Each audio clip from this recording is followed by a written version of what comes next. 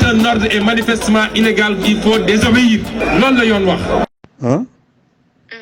Mamour Diallo rek lim la mën a jox ci ay millions kenn mënulu ko wax.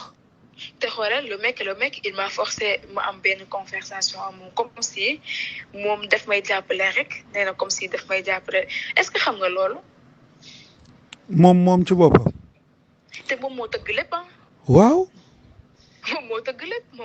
lépp moom moo ma wër si ba gis ma man xaw ma woon kan la mais dafa Sidi moo ko waxoon ne am naa benn cible boo xamante ne le gars yi dafay dem di koy seek ak moom rek Mamour Diallo ñu dugg dem maître Sow yor naa benn lii yoo xamante ne maître Sow moo ko bind si loxo numéro am jox ma ko dinaa la ko jox maître Sow maître Sow ñoom ñëpp ñu wax si après ñoom ñu ne mun nañ am sperme ma ne leen sperme comme ça veut dire quoi yéen est-ce que ay nit kenn et tout ça ñoom ma wax ne dama retourné waat li nga xamante ne duñ ko def say ni doom déjà loolu noonu c'est benn affaire bu grave ñoom ma dama retourné waat pour ñu am sperme. gis nga nag loolu nag gis nga loolu noonu rek. luñ ci mën a liggéey am naa ci. loolu luñ ci mën a liggéey. après ma demaat ce même jour j'ai appelé maître mais une semaine après maître m'a appelé pour me dire que le gars il est là mën a xool waa ji ñëw na fi de parce que damaa duggoon cabine ak kenn mën na ko ñëw na mais def dara dafa ñibbiwaat ma caw. voilà dama. mais mu dem mais jour boobu si Mamour Diallo même moo ñu jox oto ñu dem ànd ak benn médecin dem seetawoo ci benn médecin bi def lii tout ça jëlal lii médecin bi dem def prélèvement bi et tout ça. léegi nag gis nga loolu noonu ci pet ci man sama diggante ak yow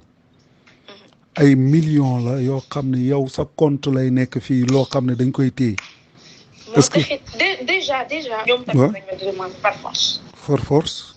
parce que ñoom ñoo tax liggéeyatuñu moo tax ma ne la maa ngi sa ginnaaw au fait li ma lay wax ni sama papa sax xamu ko nii sama yaay kenn xamu ko si ma. déedéet xam naa. kenn xamu ko parce que xam naa confiance bi nga am sama papa mosuñu wax lu jëm ci dossier bi déjà def ma rus. confiance bi nga am ci man c'est-à-dire li nga mën a wax ak man. mënoo koo wax ak kenn te dama lay wax. confiance la boo xam ne sama diggante ak yow boo xam ne lu ñuy téye la rek denc voilà parce que nit il faut que mu am ku nekk ci wetam dimbale ko comprendre nga bu baax. man doo mën na xëy comme ñeneen ñi. je vois pas doo dugg sama vie après nga génnaat comme ça. jamais dama lay dimbale jamais maa ngi ak yow ba nga dee yow waxuma la dara dama lay téye ba lu ñuy dee. bien sûr pourquoi pas yow man maa lay jox Cheikh Ibrahima Niass déggoo lu ma la wax yow loolu bul sonn. loolu boo ko tëddee instant bi loo si tegaatoon nii mën na la jeex na. loolu laa noo Cheikh Ibrahima Niass loo si tegaatoon ma dem na la. loolu amul benn problème loolu man maa la koy jox waaye dama bëgg ñun tamit yaa ngi dégg ñu am loo xam ne luy jëriñ ëllëg la. ñun ñëpp aw nga problème man bu fekkee ne man d'accord naa bu fekkee ne dañoo wax ne benn dinaa leen fa kenn bu ñu waxee ne mënuñu defal compte je sais mën nañ ko def sa compte. bien sûr dañ koy jël dama koy jël. mais nag day après day dëgër ni. dañ koy jël léegi daal li ma lay wax daal mooy. loolu yëpp la pure poste. fii day sedd guy ba pare duma taal benn kilo xalaatuma ko sax. lu leer laa loo wax ne séeréer nga xamoo ki leen. am na loo xam ne su fekkee ne doo dof da ngay xam lu xew lépp dégg nga. waaw mu ngi noonu te li xew lépp xam nañ ko waaw léegi nag mooy li ma waxoon sa papa rek yow nit ñi munuñ laa téye di la utiliser ci loo xam ne ay waxu neen la rek comprendre nga. ba pare nag ñëw bëgg nag yow duñ la jox sa àq dañ la ko war a jox parce que xam nañ ne yow sa xel mi xam nañ ne yow xale nga xel mi xóotagul noonu moo tax ñu jox la oto jox la garde corps jox la kër gu rafet pour ngay nekk ci kër gi di nekk ci jaam nga xam ne belle vie lañ lay dundaloo waaye belle vie am na lu ko gën. xam nga lu ma la nga am sa yëfu bopp sa këru bopp am sa xaalisu bopp ndax ëllëg lu mënta am yow nga demal sa bopp te mën nañ ko du dëgg loolay dëgg léegi nu ñuy def ba dem ci paa boobu ça m'intéresse quand même de partir pour savoir plus au cas où ma war a jël décision waaw d'accord léegi man danaa xool oote su ma ootee xool ko ban jour la ñu mën a recevoir ñu def ci gannaaw Saalum la dégg nga ok incha allah waaye parce daal qu'il faut que ma dem quand même waaw waaw nga xam ne xaw ma li tuuti ci décision yi ma war a jël parce que il faut que ma jàmbaarloog ñoom franchement waaw parce que ils n'ont pas intérêt que ma wax ils n'ont pas intérêt ma wax waaw ñoom su ma waxee enragé wu leen seen nguur dafay daan bu baax ils n'ont pas intérêt ma wax waaw loolu man donc comme c'est ça on va jouer maintenant carte sur table mais moo tax ma bëgg yow nga ñëw nga toog xam naa ne li ñuy wax nii yëpp ay fen la yaa ngi dégg mais ñoom bëgguñ nga wax moo tax ñu garder la te suñ xamee ne dangaa nar a wax yaa ngi dégg nuñ lay def dañ lay bëgg a liquider dañ lay bëgg a liquider parce que ñoom xam nañ ne fu nekk ni yow bis boo waxee tas àddina yaa ngi dégg te damay toog waaw man amu ci sax demal ma ñëw parce que sa papa dafa ne benn kilifa lañ am gis nga ba muy def conférence presse dafa ne benn kilifa lañ am ñu ngi koy déglu man nii lay wax sama papa woon na ma téléphone ne ma bul def loo xamante ne si mbi yëgu ko loolu la ma waaw donc léegi nag ñoom Maître El Hadji Diouf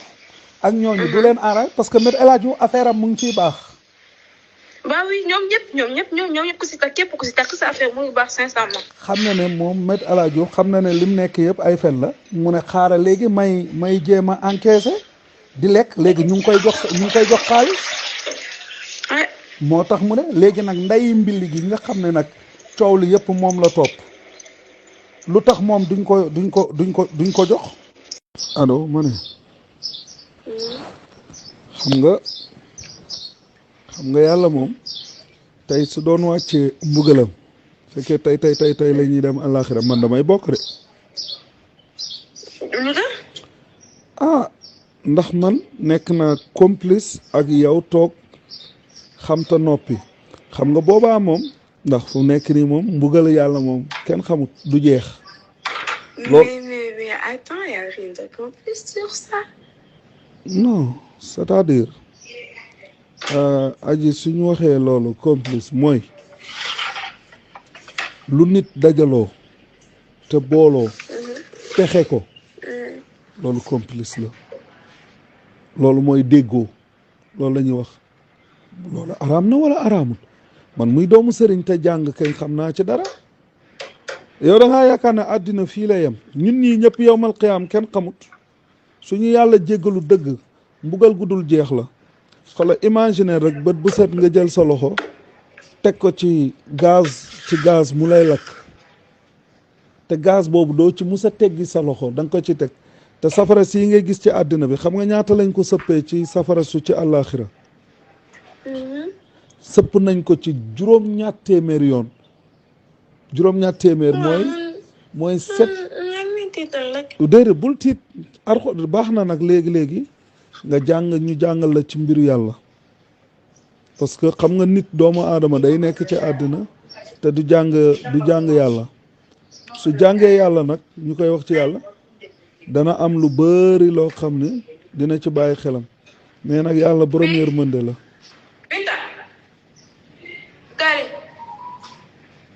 Binta Gari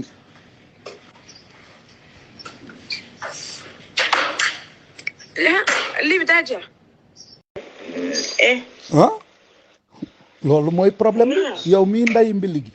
nga xam ne yow yaa waral coow li yëpp ñu xam ne coow li yëpp yow la te lépp c'est faux lu tax yow duñ la jox ay milliards dañ la ko war a jox aji déjà tey dinaa leen tiital parce que je retourne vers François Hélène Gueye pour lui dire que samedi suba incha allah dañu def live waaw léegi nag man des révélations yaa ngi dégg waaw mais man dinaa lay xelal ni ngay def pour toog da ngay toog ne leen dama bëgg kër nañ la tabaxal nañ la jox clé à main yaa ngi dégg soxlawu sax clé en main nañ la defaral terrain ñu jox la xaalis bi ndax mun nañ la jox terrain bindal la ay këyit ak yëpp fekk ne ñoom en domaine duñ ko sottil ci yow comprendre nga lu ma la wax dafay nekk mu nekk foofu man xam naa leen ay fenkat la ñoom ñëpp te ñoom ñëpp laa xam ñoom ñëpp ku nekk tëgg naa ak yow ñoom ñëpp laa xam et non pas intérêt ma wax loolu moom xam naa ko voilà ils n'ont pas intérêt ñoom ñëpp tey mu xoolal attends dinaa photo benn liste ci ñi nga xamante ne jot naa leen gis. mu ngi noonu. su ma la ko waxee sax je vais pas me croire. ñii di ay doomu aadama moo tax ils n'ont pas intérêt parce que dañoo foog ne benn une petite gamine lañ nekkal boo xamante ne xamul dara dof la et tout ça te xamuñu lépp lu ñuy def xam naa ko dama leen bàyyi ci biir rek. mu ngi noonu nag léegi nag bàyyi ci biir boobu nag te xam ne ñoom ay fen la. léegi nag par force nag mu neex mu naqare dafa jot ci taabal nga ne leen yaa ngi may dégg terrain bi soxlawuma ko dama bëgg ngeen jox ma tabax pour sama famille. Attends, moi ces gens-là ay nitu lan lañ. Quand un ordre est manifestement illégal, il faut désobéir loolu la yoon wax.